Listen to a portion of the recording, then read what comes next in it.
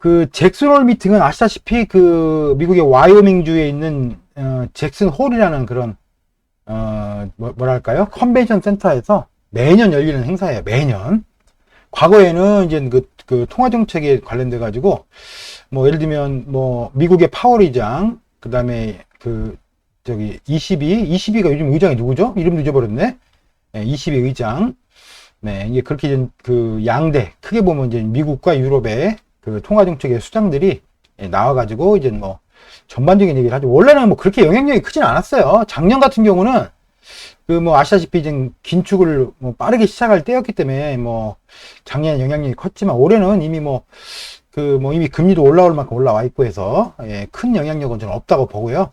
다만 달러 강세가 지금까지 달러 강세가 뭐 상당히 벌어졌던 부분들, 달러 강세 때문에 국채 수익률이 올라가고 채권 가격이 하락하던 그런 모습들이 오늘을 기점으로 조금 반전이 나오지 않을까 그렇게 기대를 합니다.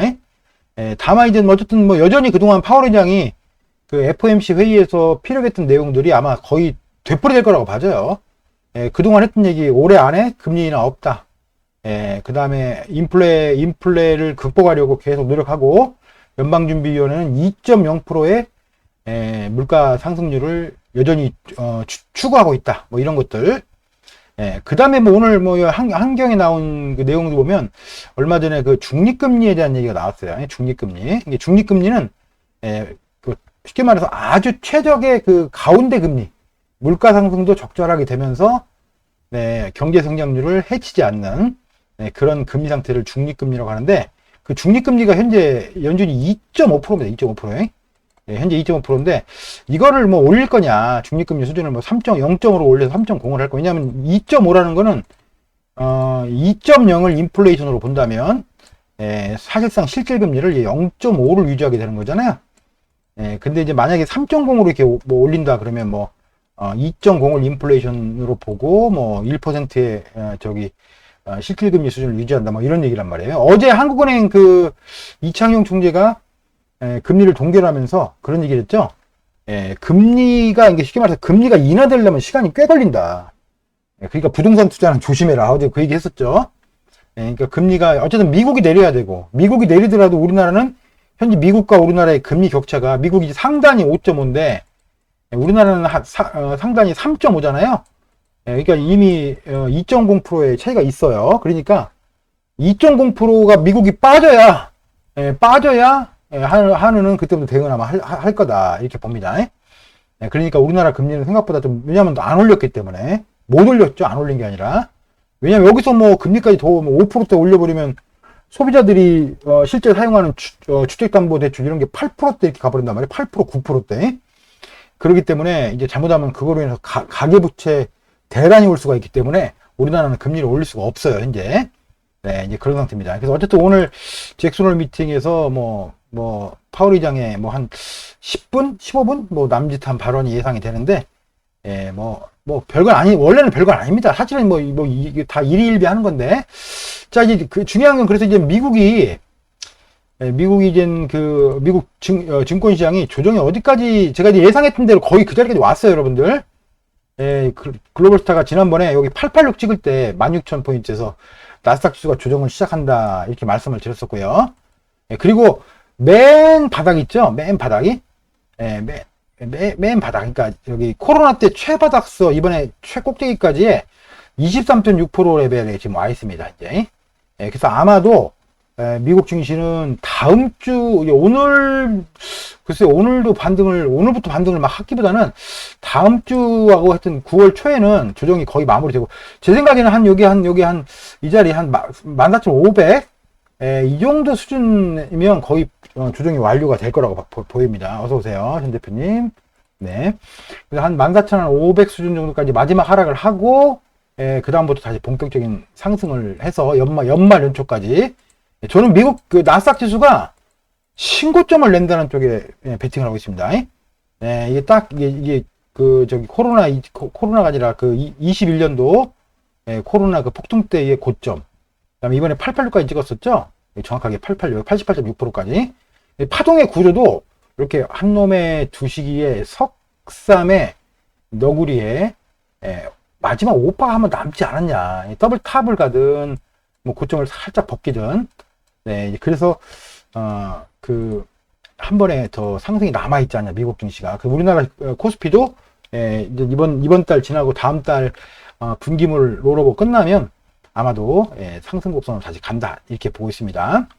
미국 경기에 대해서 뭐 여러 가지 뭐 유튜브 요새 뭐 워낙 많으니까 보면 뭐 별얘기 다 나오는데, 미국 경기는 여러분 지금 미국 경제가 안 좋다고 보는 사람들도 있더라고요. 근데 경제가 안 좋지 않아요. 여러분 기업 실적 3분기 실적, 2분기 실적 보세요. 상상을 초월해요, 다. 이게 무슨 리세션이야? 할 정도로, 깜짝 놀랄 정도로. 그러니까 기업의 실적이 좋은데 경제가 어떻게 안 좋다고 얘기할 수가 있지? 그 다음에 고용시장이, 실업률 3.5%의 완전 고용 상태인데. 그잖아요? 물론 이제 고용의 질, 이런 건 늘 대두되는 문제지만, 고용의 질이 나쁘지 않냐. 뭐, 그건 맞아요. 또 빅테크 기업들이 작년과 올해 사이에 많은 감원을 하지 않았냐. 맞아요. 감원하면서 또 실적이 더 좋아졌어요. 저는 이제 미국 경제가 여전히 파워풀하고 스트롱하다. 이렇게 봅니다. 중국 시장 의존도는요, 지난번에 어떤 기사 보니까, 예전에 거의 미국이 몇 년 전부터 트럼프 때부터 이른바 리쇼링과 니어쇼링을 두 가지를 다 했죠. 그러니까 가까운 데서 만들고 다 자기네 나라로 돌아오라. 그게 이제 영향을 받으면서 중국의 수입품 의존도가, 즉 이른바 공급선 다변화가 상당히 이미 됐고요. 그리고 중국 경제에 대한 부분이 미국 GDP에 1%도 해당이 안 된대요. 중국이 리세션 와서 망하더라도, 망한다는 것보다는 하여튼 리세션 와서 불경기에 빠지더라도, 그래서 이제 별로 중국과 미국의 부분은 서로 대척점에 있다 보니까, 그리고 이제 아시다시피 이제는, 로보틱스나 이른바 완전 자동화 이런 게 많이 되면서, 앞으로는 하다못해 그동안 이제 지난, 한 30년간 중국의 값싼 노동력 인건비 때문에 전 세계의 제조 공장으로 중국이 전 세계의 물가를 안정시켜준 건 맞아요, 진짜. 미국 물가도 마찬가지고. 근데 이제 아시다시피 한 10년 전에 중국 애들이 월 평균 임금이 2,000위엔이었어요. 2,000위엔.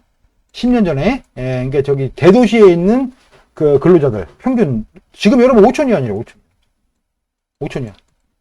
5,000위안이면 거의 한 90만 원 돈대요. 그러니까 그리고 이제 아시다시피 중국이 막 성장하면서 산하 제한 정책, 한 집에 한 명만 남는 정책 제한 때문에 집안에 애들이 다 하나야. 집안에. 뭐 좀 잘 사는 집은 뭐 둘도 있고 셋도 있는 경우도 있는데 대부분 하나야. 그러니까 너무 애들이 귀해. 너무 애들이 귀해서 공장 가서 일 시키고 이런 거 싫어하는데 부모들도. 그렇대요. 그러니까 정작 중국에 공장 가서 일하는 애들은 중국이 아시다시피 뭐 요렇게 좀 중국 대륙이 뭐 요렇게 뭐 이렇게 돼 있고 이제 동해안이 뭐 우리나라가 요렇게 돼 있잖아요. 우리나라가 이런 식으로. 그래서 여기 중국 정확히 이쪽에 인구의 거의 90%가 살아요, 여러분. 90%가. 거의 한 80% 정도가 살아. 부의 대부분도 뭐 여기 다 있고. 그러니까 여기 저쪽에 이제 서쪽 중서부 쪽에 있는 못 사는 애들이 이제 기차 타고 와가지고 5,000위안 받고 일하는 그런 거죠, 결론적으로. 쉬운 말로. 하여튼 뭐 그런 흐름들이 있다는 거죠. 그래서 일단 미국 증시도 거의 조정이, 제 생각엔 여기 쌍바닥이나 하여튼 뭐 여기 하여튼 14,500, 14,400 이 정도 선까지 오면 다시 반등을 강력하게 시작한다. 저는 이렇게 봅니다. 그래서 다만 이 일정상 지난번에 말씀드렸지만 9월 뭐 대충 한 9월 10일경에 CPI 발표가 있고 9월 22일에 금리 발표가 있잖아요.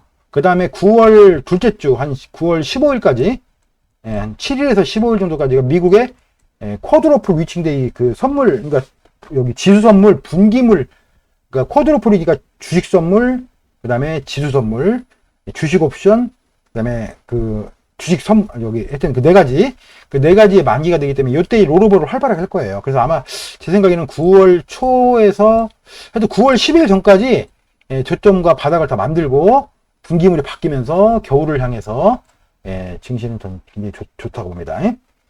나스닥과 최근에 비트코인의 관계는 전혀 없습니다, 사장님. 전혀 없어요. 저는 없어진 지 오래됐어요. 이제 비트코인은 비트코인 고유의 라이프가 있고요. 전혀라기보다는 상당히 관련성이 없다. 이렇게 보시고 제가 비트코인 좀 더 봐드릴게요. 어쨌든 오늘 잭슨 홀 미팅에서 가급적이면 파월이 그래도 립 서비스를 한번 해줬으면 좋겠다. 저도 그렇게 기대를 합니다. 예, 근데 어쨌든 여러분, 5.5까지 올린 상태고 이미 금리가요, 상단이. 5.25에서 5.5잖아요. 예, 여기서 이제 더 올려야 마지막 한 번이에요. 마지막 한 번. 예, 더 올려야, 예, 더 올려야 이건 이미 시장이 다 알고 있는, 월가가 다 알고 있는 사실이야. 예, 그래서 여러분, 금리를 그렇게 올렸는데 여러분 봐봐요. 금리를 지난, 한 1년 반 동안 여러분 금리를 제로에서 5.5까지 올렸는데 미국 증시 보세요. 어떻게 됐어? 금리 올리는 기간이 어떻게 됐어? 서프라이즈하지 않습니까? 놀랍지 않습니까? 예, 약간 깡패적인 것도 있어요. 여기 차트를 보셔봐. 금리를 그렇게 올렸는데 주가 지수가 여기 꼭대기에 와 있다니까. 예, 근데 금리를 내리기 시작한 다음에 주가 지수가 어떻게 되겠어요? 또는 금리를 최소한 안 올린다 얘기하면 미국 지수 더 간다는 얘기죠. 예, 미국 지수 가면 당연히 국내 지수도 따라갈 거고요. 예, 그러니까 작살난 건 지금 뭐 중국 관련 종목들이고 작살난 건.